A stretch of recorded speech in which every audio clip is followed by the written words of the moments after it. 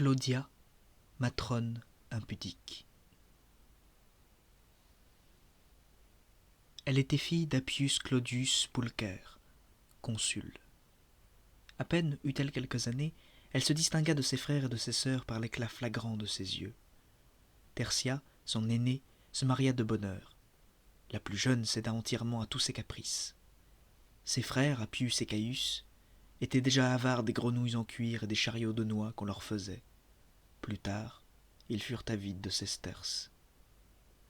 Mais Claudius, beau et féminin, fut compagnon de ses sœurs.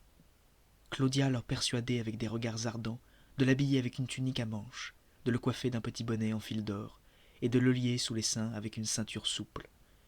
Puis elle le couvrait d'un voile couleur de feu, et le menait dans les petites chambres où il se mettait au lit avec elles trois. Claudia fut sa préférée, mais il prit aussi la virginité de Tertia et de la cadette. Quand Claudia eut 18 ans, son père mourut. Elle demeura dans la maison du Mont Palatin. Appius, son frère, gouvernait le domaine, et Caius se préparait à la vie publique. Claudius, toujours délicat et imberbe, couchait entre ses sœurs, qu'on nommait Claudia toutes deux. Elles commencèrent à aller discrètement au bain avec lui. Elle donnait un quart d'as aux grands esclaves qui les massaient, puis se le faisait rendre. Claudius était traité comme ses sœurs en leur présence. Tel fut leur plaisir avant le mariage.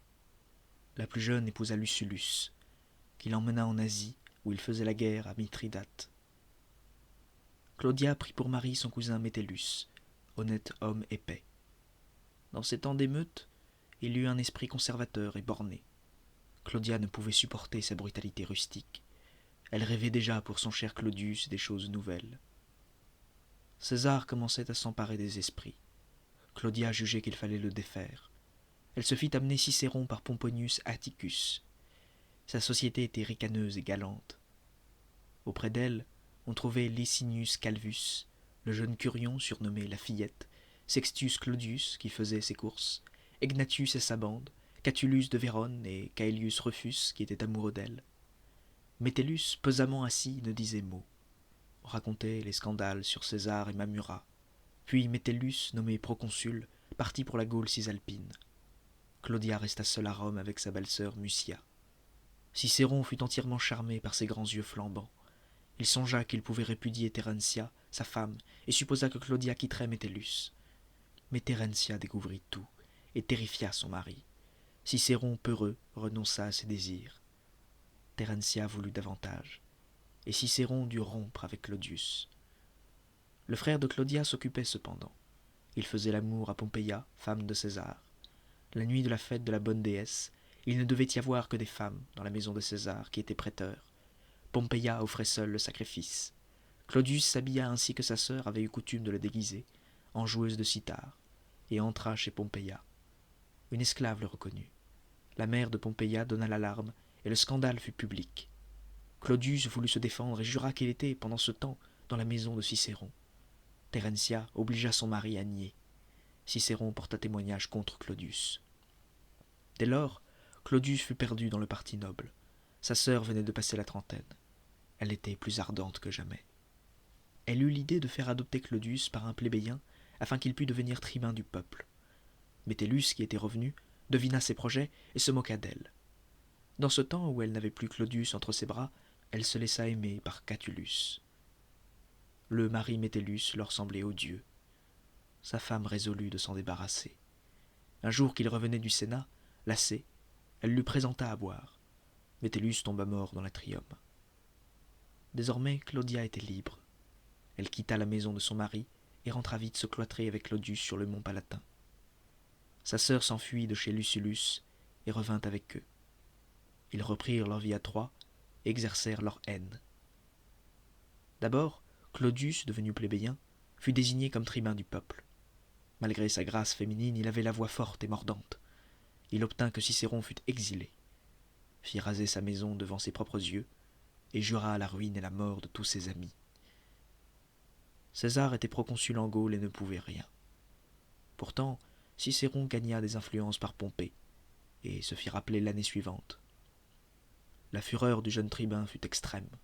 Il s'attaqua violemment à Milon, ami de Cicéron, qui commençait à briguer le consulat. À Aposté de nuit, il tenta de le tuer, renversant ses esclaves qui portaient des torches. La faveur populaire de Claudius diminuait. On chantait des refrains obscènes sur Claudius et Claudia. Cicéron les dénonça dans un discours violent. Claudia y était traitée de Médée et de Clytemnestre. La rage du frère et de la sœur finit par éclater. Claudius voulut incendier la maison de Milon, et des esclaves gardiens l'assommèrent dans les ténèbres. Alors, Claudia fut désespérée. Elle avait pris et rejeté Catulus, puis Caelius Rufus, puis Egnatius, dont les amis l'avaient menée dans les basses tavernes. Mais elle n'aimait que son frère Claudius. C'est pour lui qu'elle avait empoisonné son mari. C'est pour lui qu'elle avait attiré et séduit des bandes d'incendiaires. Quand il fut mort, l'objet de sa vie lui manqua. Elle était encore belle et chaude. Elle avait une maison de campagne sur la route d'Ostie, des jardins près du Tibre et à Bailly. Elle s'y réfugia. Elle essaya de s'y distraire en y dansant lascivement avec des femmes. Ce ne fut pas suffisant.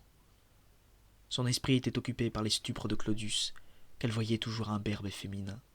Elle se souvenait qu'il avait été pris jadis par des pirates de Cilicie, qui avaient usé de son tendre corps. Une certaine taverne lui revenait aussi à la mémoire, où elle était allée avec lui. Le fronton de la porte en était tout barbouillé de charbon, et les hommes qui y buvaient répandaient une odeur forte, et avaient la poitrine velue. Rome l'attira donc de nouveau. Elle erra aux premières veilles dans les carrefours et les passages étroits.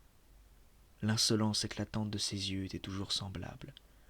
Rien ne pouvait l'éteindre, et elle essaya tout, même de recevoir la pluie et de coucher dans la boue. Elle alla des bains aux cellules de pierre, les caves où les esclaves jouaient aux dés, les salles basses où s'enivraient les cuisiniers et les voituriers lui furent connus. Elle attendit des passants parmi les rues dallées. Elle périt, vers le matin d'une nuit étouffante, par un étrange retour d'une habitude qui avait été la sienne. Un ouvrier foulon l'avait payée d'un quart d'as. Il la guetta au crépuscule de l'aube dans l'allée, pour lui reprendre, et l'étrangla. Puis il jeta son cadavre, les yeux grands ouverts, dans l'eau jaune du Tibre.